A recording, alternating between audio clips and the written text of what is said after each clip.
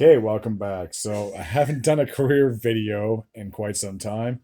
And yes, there have been a few that I looked at that are Montreal Canadiens affiliated or played with. And obviously I'm a Habs fan, so there's a good chance there's probably going to be more careers from players who played with the Habs rather than other teams. But again, if I get around to it, there's a lot of people I definitely want to take a look at with their careers. So Halak last played in the 2022-23 season with the New York Rangers, which is why you can see his picture on the screen, why he has the blue Rangers logo or uniform. So he was drafted by the Montreal Canadiens in the 2003 entry and NHL entry draft. I apologize. 271st overall. He wouldn't make his. He wouldn't play until the 06-07 season for the Montreal Canadiens, but he did play 2 seasons with the Hamilton Bulldogs, which was their affiliate at the time. With Hamilton, he would play in 13 games in the 05-06 season. He also played in 28 games in the 2006-2007 season, going 10-6 in that span, and 16-11 in the. Sorry, no, I apologize. 05-06, he went 7-6. That makes more sense. 13 games, and in 2006-2007 with the Hamilton Bulldogs, he would win 16-11 before finally being called up by the Montreal Canadiens in his 2006-2007 campaign. So I got to scroll up. Should have had this at the start. So you can see 06-07, 28 games played with the AHL and 16 games played in the National Hockey League. He had 10 wins, 6 losses, and 2 shutouts, a 906 save percentage, 2.89 goals against average. He had 425 saves on 469 attempts. Therefore, 44 goals were allowed in that 16 game span. So 2007, 2008 would come around. He would start this season out in the AHL again with the Hamilton Bulldogs, I apologize, playing 28 games, going 15-10. He had 2 shutouts with them, a 929 save percentage, a 2.10 goals against average, 746 saves that season on 803 shots. 57 goals were allowed.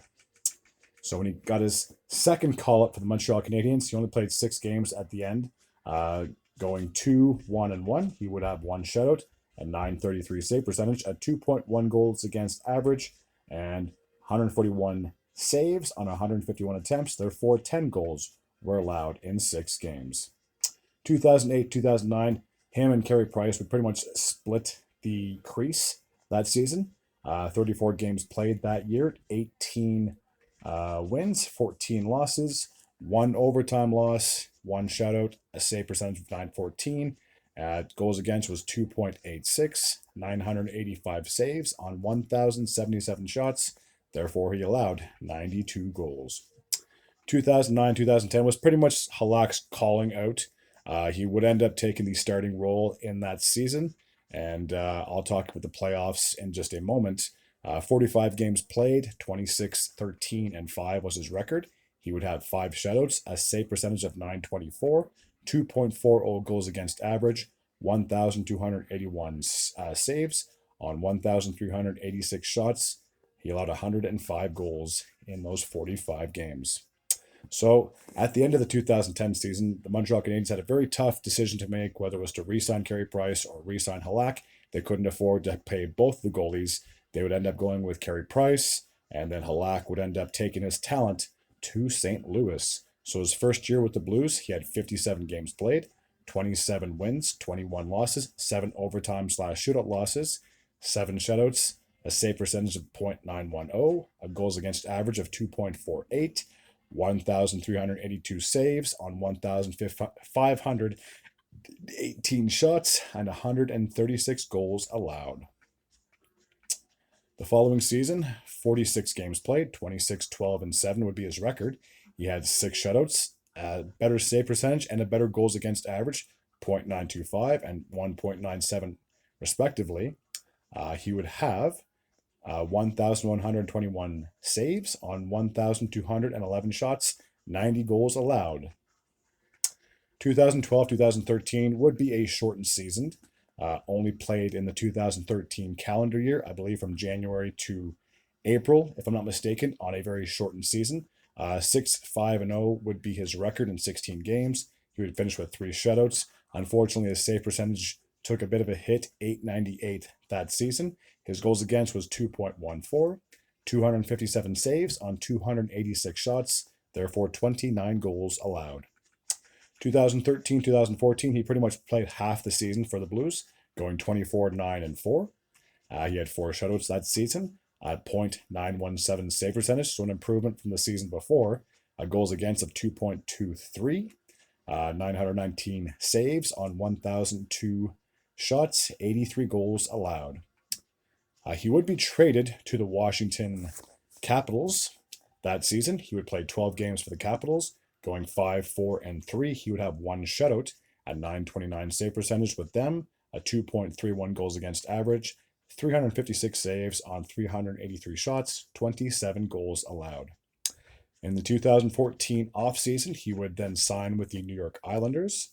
His first season with the Islanders, he would go 38-17-4 in 59 games. He had 6 shutouts that season. 913 would be his save percentage. 2.43 would be his goals against. 1,500, I scrolled over too far. 1,529 saves on 1,673 shots. Therefore, he allowed 144 goals that year. 2015-2016, he would only play 36 games that year, going 18-13-4, 3 shutouts that season. His save percentage would be a 9.918, so a slight improvement from the season before. His goals against would obviously go down 2.30 that year, 904 saves on 984 shots. Therefore, he allowed 80 goals. 2016-2017, he would spend some time with the Bridgeport Soundgardens, which was the New York Islanders affiliate team. In 27 games with them, he would go 17-7-3, having 2 shutouts that year, 924 save percentage at 2.15 goals against average, 678 shots. He would stop 733 of them, only allowing 55 goals in that span. So he would go back to his regular NHL duties with the Islanders. 28 games played that year, 12-9-5 would be his record. He would have 2 shutouts, a save percentage of 0.915, a goals against average of 2.80, 810 saves, 885 shots, 75 goals allowed. 2017-18, he would play 54 games for the Islanders, going 20-26-6, so a very poor record, and his first below 500 season, if I'm not mistaken, of his career. He only had 1 shutout that year. His save percentage would be .907. His goals against wasn't pretty, 3.19, 1,583 shots on 1,744 attempts, and allowed 161 goals that year. 2018 offseason, he would sign with the Boston Bruins as a backup to Tuukka Rask. He would start in 40 games, going 22-11-4. He had 5 shutouts, which was his second best of his career, if I'm not mistaken. 922 save percentage, a goals against average of 2.34, 1,068 saves on 1,158 shots, allowing 90 goals in 40 games, which isn't too terrible. 2019-20, again, his second season with the Bruins. It would be a shortened season, as I believe it got stopped in March, if I'm not mistaken, of 2020. That's when the whole COVID bug basically shut down the entire world. 31 games that year, 18-6-6 would be his record, getting 3 shutouts, a save percentage of .919, a goals against average of 2.39, 832 saves, 905 shot attempts, and 73 goals allowed. 2020-21, again, a shortened season because just like 2013, it only happened in the calendar year of 2021. There was no regular season between September and December of 2020 because the playoffs ended in the first week or second week of September. So therefore, they wouldn't have had that much time for training camp and all the other stuff, especially, like I said, with COVID going around that season. So once it did resume in January, 19 games played, he would go 9-6-4, 2 shutouts, a save percentage of .904, a goals against average of 2.53, 436 saves on 482 shots, allowing 46 goals. 2021-22, he would sign with the Vancouver Canucks in that season, only appearing in 17 games. At this point in his career, I guess once he signed with the Bruins, he pretty much knew he was a backup at that point. Very hard to maintain a starting role, especially as you get up there in age. 4-7-3 would be his record that year. No shutouts. So the first time in his professional career, no shutouts in a season. A save percentage, not very good, .902. A goals against average, almost 3, 2.94. His saves, he had 361 of them that season on 400 shots, allowing 39 goals in 17 games. And his past season, or the last season in 2022-23, would be his last as a backup to Igor Shesterkin in New York. 25 games played, 10, 9, and 5 would be his record. He would record one shutout, a save percentage just like the year before, .902. His goals against improved just slightly, 2.72, 614 saves on 680 shots, allowing 66 goals. So he had finished his career with 581 games played, regular season that is, 295 wins, 189 losses, 69 overtime/shootout losses. He would finish with a very impressive 53 shutouts. His overall save percentage for his regular season would be .915. His goals against average was roughly 2.5 goals a game. He would face over 15,000 shots, he would stop over 15,000 shots on 16,300 shot attempts, allowing a total of 1,390 goals in the regular season. Now take a look at his playoff stats. So 2007-2008, I believe he only played 2 games because Carey Price was just coming into the league at that point, and he would end up taking over the overall starting job. So 2 games played, 1 loss. So therefore, pretty sure he played 1 game, and then he came in for Price, if I'm not mistaken. So he would have an overall record of 0-1-0, a save percentage, brutal, .888. But that's only because, and the goals against was 2.33, only because he stopped 24 of 27 shots, 3 goals allowed, and a total of 77 minutes. But I really don't pay too much attention to the minutes played. 2008-2009, again, still basically a backup. He came in for Carey Price. He would get pulled, stopping 5 shots on 5 attempts, and he played 1 full period that season. 2009-2010 was when he really took over, as I said, during the regular season. He would end up taking over the starting job. He played 18 games in the postseason, and Montreal would actually went on to the Eastern Conference Final, the closest they'd been since '93 at that point, going 9-9 in the postseason run. He would finish with a .923 save percentage, a goals against of 2.55. He had 519 saves on 560 shot attempts, allowing 43 goals in that run. Unfortunately, it didn't last long. They would lose in 5 games to the Philadelphia Flyers.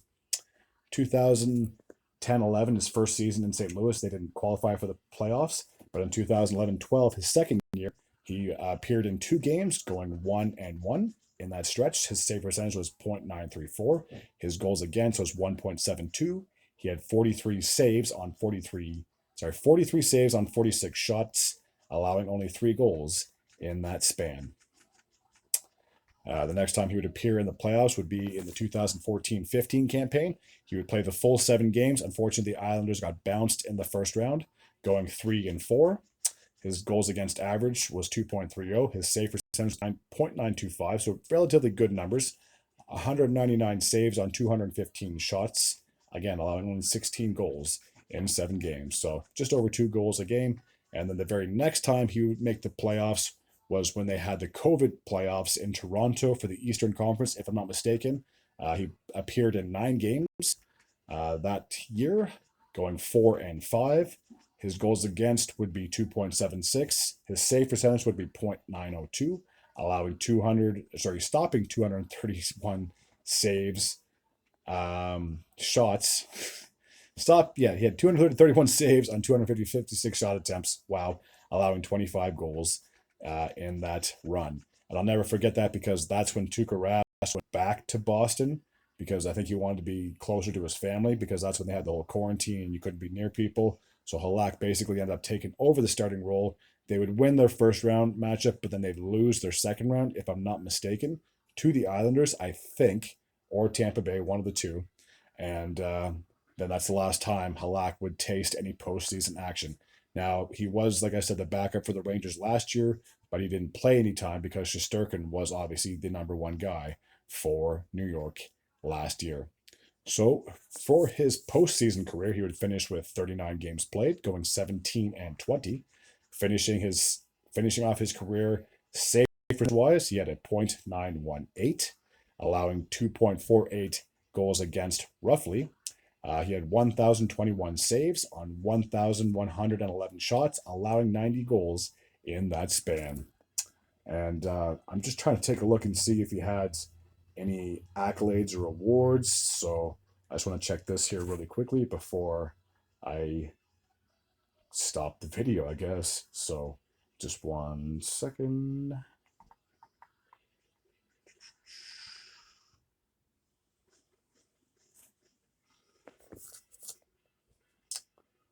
Let's see, awards and achievements. So he was a two-time William Jennings Trophy winner in 2012 with the St. Louis Blues, and again 2020 with the Boston Bruins. He has the New York Islanders franchise record for most consecutive wins, which was 11 in 2014 and 2015. And he also has a New York Islanders franchise record for wins in the season, which is 38, which was that same that same season as well. And he also appeared in the 2015 All-Star game. So 2014-2015 was definitely a memorable year for Halak and the Islanders. Again, winning 2 William M. Jennings trophies in 2012 and 2020, respectively. All right, that's going to take care of this video. As always, I will try my best to come up with some more stuff like this. I love talking about careers and achievements and all that other jazz. So as always, if you're new to this channel and you like this type of content, feel free to hit the sub button. I'd be very grateful and very appreciative.